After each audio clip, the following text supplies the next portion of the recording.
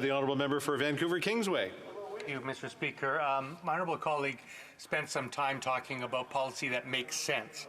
Well, it is true that the Liberals have talked a great deal about the climate crisis since 2015, but they haven't hit a target that they've set yet, and emissions are higher today than they were when they took office in 2015.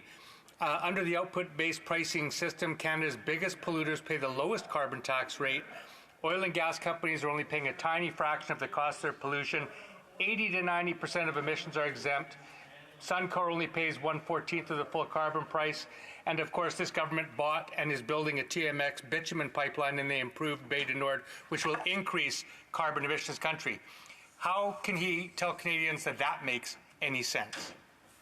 Honourable Parliamentary Secretary, in under a minute. Yes, thank you, Mr. Speaker. Well, whether it's working with the provinces of Alberta in terms of the TMX, or it's working with the NDP provincial government of BC on LNG, making good on ideas that are going to have a positive income at the end of the day is something in which we are very much wanting to see take place, and that's one of the reasons why it's not short term. We should also be thinking long term. We have a commitment, and through legislation, to hit a net zero by 2050, and there's also then targets that are established. I believe it's for every 5 years, and there's a review process to ensure that we're able to maintain those targets, Mr. Speaker. So in the short term we're there, and in the long term we'll be there too. Thank you, Mr. Speaker.